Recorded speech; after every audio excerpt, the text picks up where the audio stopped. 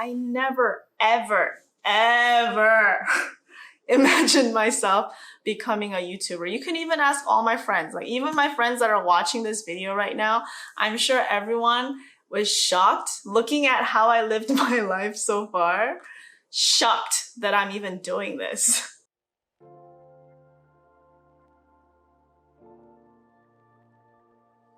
In this video, I'm going to be talking about loneliness.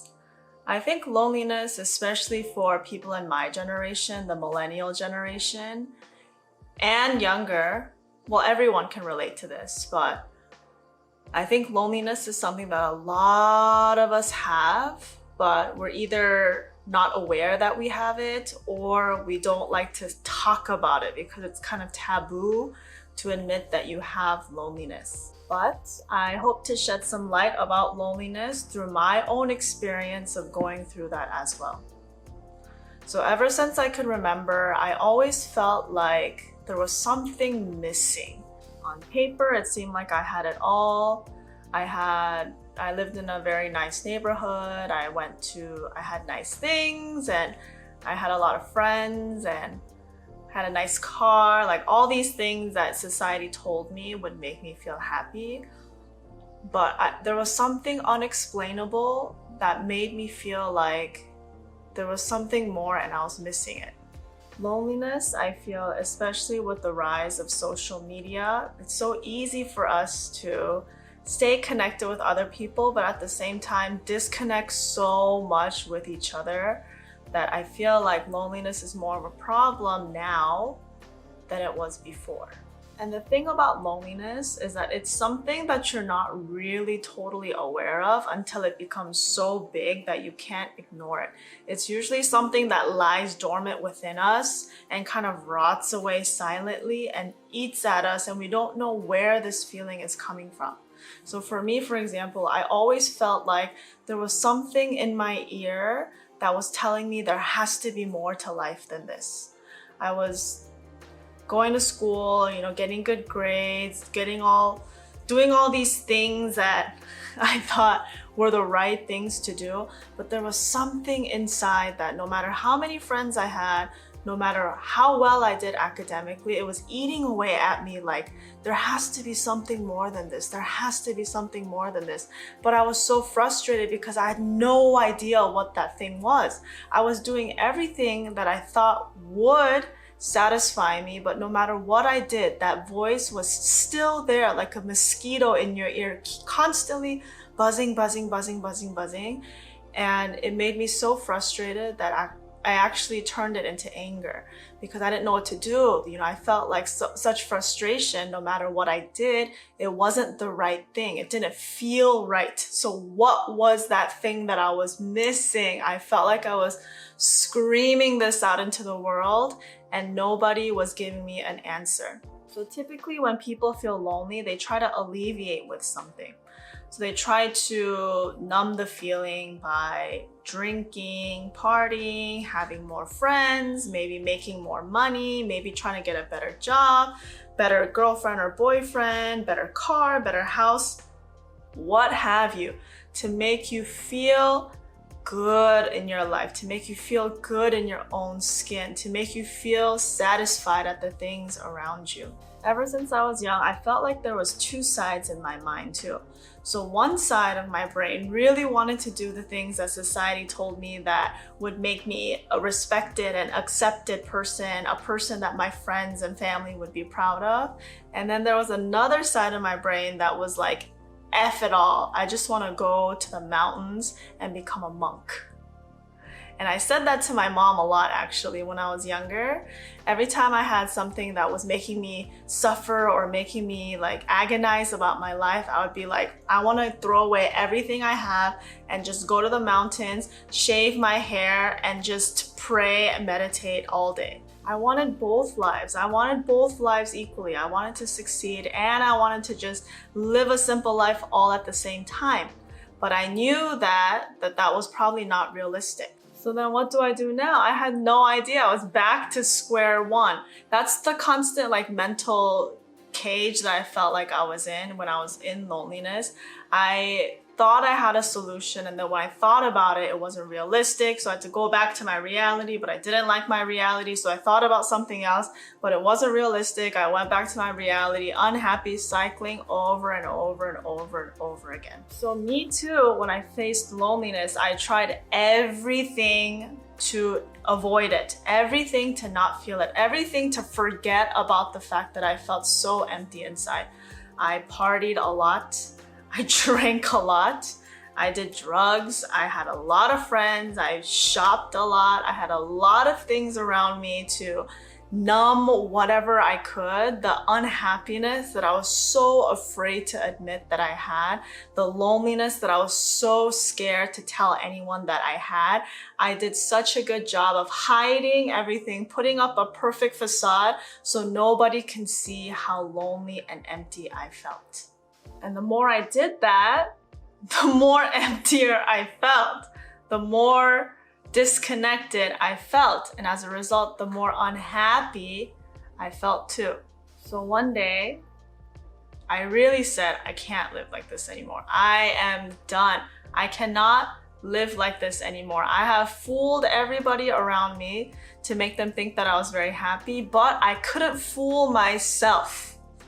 I could lie to everybody else in my life, but I could not lie to myself because I knew that I was lying when I was lying, you know? So you can never lie to yourself. Even if you can lie to your friends, you can lie to your family, you can lie to your coworkers, you can lie to everyone outside of you. But I came to a point where I could no longer lie to myself that I was okay, I was not lonely, I was not unhappy, I was all these things that I wanted to be, but I wasn't. So I went on a journey. I went on a journey that defied my logic, a journey that society never taught me to go on. You know, a journey that wasn't encouraged within me in my childhood or in my friends or anyone else, what have you. It was not the typical way to go, and that was to go on a soul search, a spiritual journey. I was doing everything on the outside, but obviously what I was doing on the outside wasn't working. So the only way that I thought would make sense was, okay, if the outside doesn't work, maybe that's the wrong direction. Let me try going inside and see. So I first started this journey with this fantasy of I'm gonna attain enlightenment, I'm gonna be a monk, I'm gonna be this like peace, love, and light all the time person, and all my problems will be solved and everything will be happy. Well, I was in for such a pleasant surprise because let me tell you, the journey inside is anything but a cakewalk. It's anything but love, peace, and light, and rainbows, and butterflies, and flowers everywhere. The journey inside is so painful because it's the time when you really come face to face with all of the junk and obstacles that were actually blocking you from getting happy, from getting healthy. So when I came face to face with all this stuff inside of me that I avoided for so long, I denied for so long, I rejected for so long, I stuffed under the rug for so long, when it all came out, it was such a shock at all the things I had. But at the same time, it was the biggest blessing to really come face to face and see the truth at what I was carrying. Because after I saw the truth, after I saw myself in the mirror and saw all the things that I was ignoring like this, when I saw it, then I had the solutions to fix it. Before, I didn't know exactly what I was carrying, and that's why I couldn't solve the issue. So the first person actually who encouraged me to turn my head from this to look at myself was Ilchili, who created Brain Education. And he asked me with a single sentence that I still will never forget, because at that time when he asked me, it was such a shock to my brain that I really could never forget it. So we were eating dinner, and then one day he said to me, "So, are you happy?" And I said, "I mean, yeah, I guess." And then the next thing that he said was what shook my brain so much. He said, do you know your value? And at that time, I was like, what does that even mean? What do you mean, my value? And then he said, you don't know your self-worth. And that is why you are actually very unhappy. And then when he said that, at first I was like really defensive, like, oh, you don't know me. Like, who are you to tell me all that stuff? But it kind of like sank into my brain and it made me think, do I really know my value? I'm in defense mode right now, but putting that all aside, is he right? Do I really not know my value? And if I do know my value, what is it? So the rest of that dinner, I sat there thinking, do I know my value? Do I know my value? And I realized that he was right. I didn't know. I didn't know my value. I didn't know what I wanted. I didn't know where my life was going. I didn't really know who I was. I didn't really know what I liked.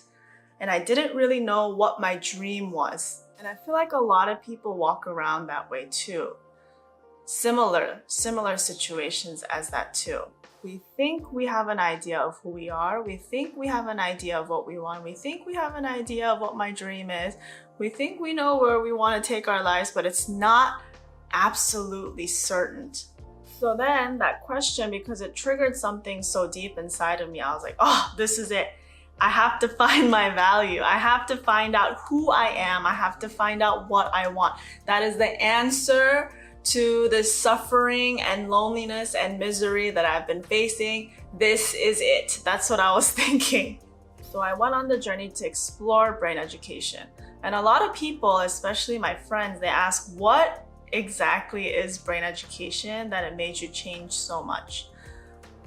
What it did for me. And now that I look back and I can see where I was and I can see where I am now, I totally see at the time what I didn't know was being given to me. Brain education, ultimately what it did was it made me find myself. It made me connect to myself. Through mind-body exercises, I connected to my brain finally. Everything that we want, happiness, health, dreams, goals, achievements, success, not lonely, not depressed, not anxious, all of that comes from the brain. And when we don't know the brain, when our bodies are disconnected from the brain, that is when everything is chaos. And you can't find any answers and you don't know where your life is going. But brain education and what Il-Chi helped me with was to use my body to connect with my brain, with all the movements that I'm already doing. So something as simple as walking. It's very easy to just walk mindlessly and use just the physical muscles of the body. But if you do that, if you're just walking and your mind is wandering to a million other places, you're still disconnected and not in harmony with yourself. But even if it's something like walking, if your mind is focused inside, aware of your movements and aware of you, this substance that makes up you, that is building a bridge between the mind and the body. And I realized that when my body finally met with my mind, because my mind was wandering in all different directions. I was thinking about the past, thinking about the future, thinking about things outside of myself, wherever, everywhere else out there besides my body is what my mind was on. But when my body met with my brain, connected with my brain through energy, through sensation, finally looked at myself in the mirror and finally saw who I was, what I wanted, where I wanted to go, that was when that loneliness dissipated. And I realized that many people are lonely because we are disconnected from ourselves. Social media, flashing lights, television, pretty people, yummy food, all of that stuff is great. I enjoy that stuff too.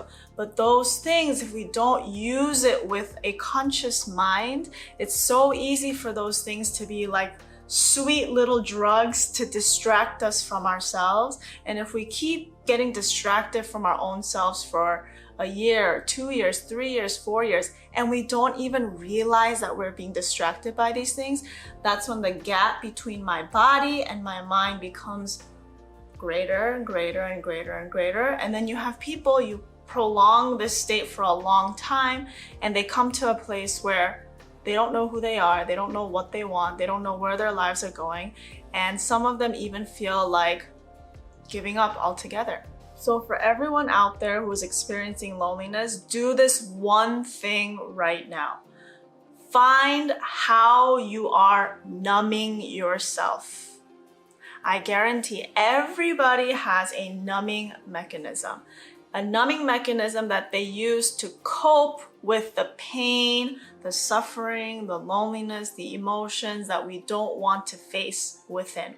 So common things are partying, drinking, drugs, friends, shopping, boyfriend, girlfriend, all these things that we distract our awareness outside of ourselves. Find where is your numbing mechanism? How are you numbing yourself? And then when you find that numbing mechanism, admit that that is what you do to numb yourself. Even if you see it, if you don't admit it, then it's very hard to change it because you're still in denial of this thing. If you're in denial, you can never use it, you can never fix it, you can never look at it because you're looking the other way through that denial. And then I want to ask you, what are you running from?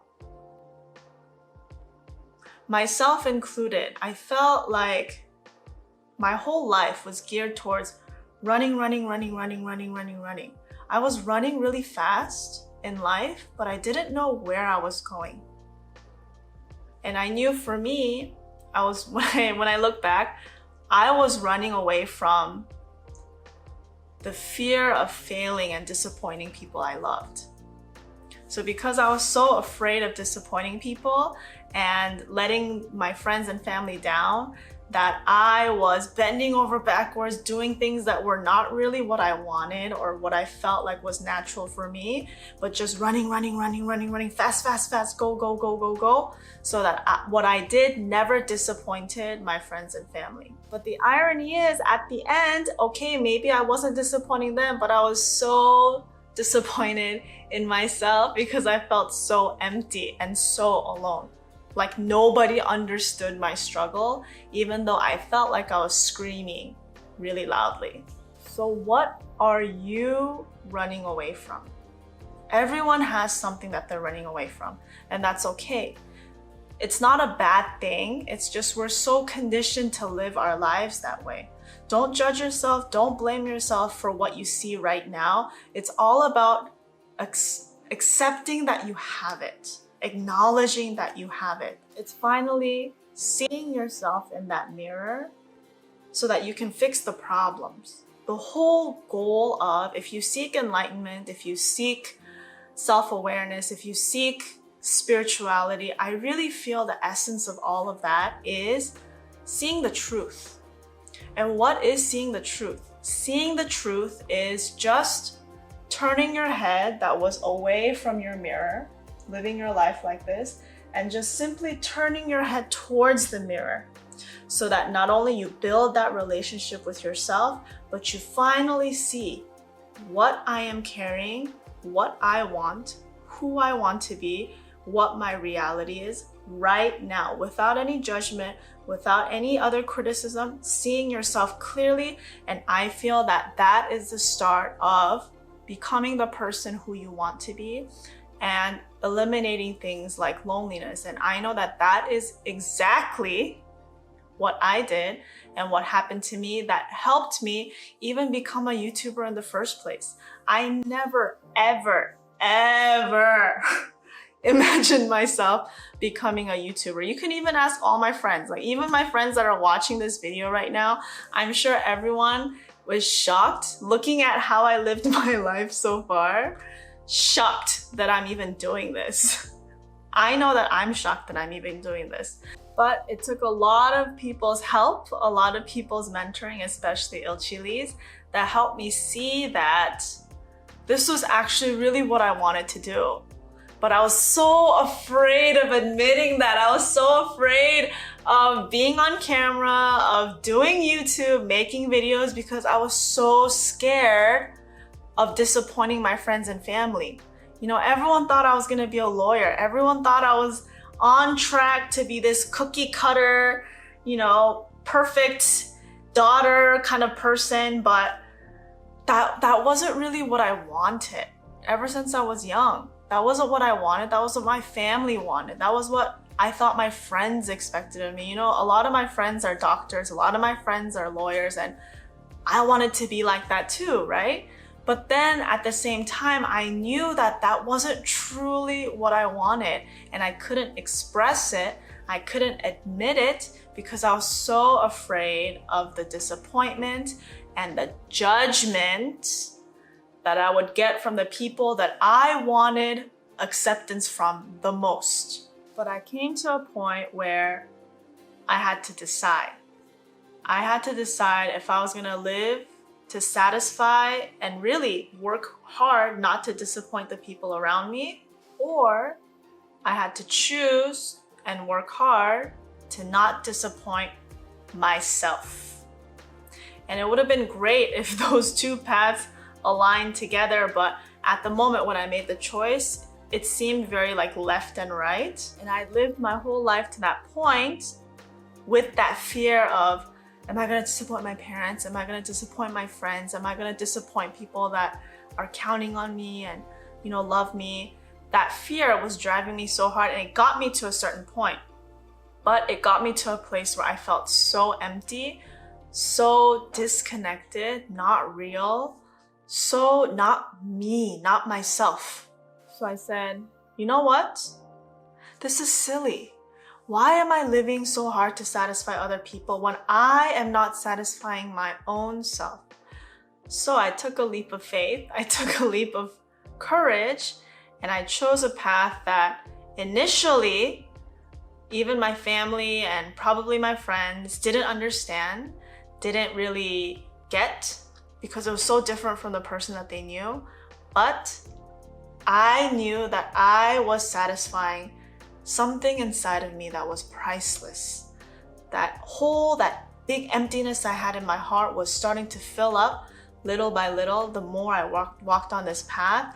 And on this path of self-discovery, I really came to admit and acknowledge that I really, really wanted to do YouTube. So here I am.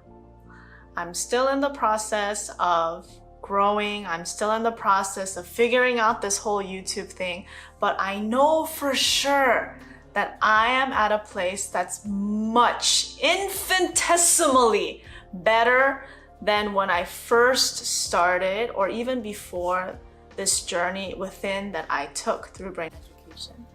And I can say this with absolute conviction. I have found something within me that no money or no material things, no worldly things I know could ever satisfy.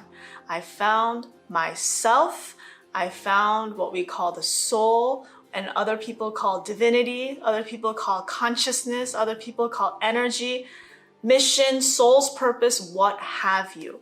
I know for sure that through that introspection journey, and especially through brain education, through connecting my mind and body as one, I am definitely on the right track and living my purpose. And I really, really hope that people out there, everyone who is going through a loneliness, hopeless time out there, can also go on that internal journey that I did, that really helped me get the spark and life back into my eyes. Maybe some of my friends, maybe some of my family are disappointed in me, and that was my greatest fear growing up, but that is now okay, because I am happy with myself. I am totally happy with where I am, and I know without a shadow of a doubt that this is the right direction of my life. There's not $1 trillion anyone can give me to persuade me to go back to the life that I was living before. So I want to ask you also the same question that Ilchili asked me when I started to think about my life and my journey. Do you know your value? Do you know your self-worth? Who are you? What do you want? Where is your life going? Think about those questions, and I'm sure it'll get your mind wondering and searching for stuff in your life that you might not see on the surface. And whatever it is you find, let me know in the comments below. I would love to see what it is that you find when you ask yourself the answers to those questions.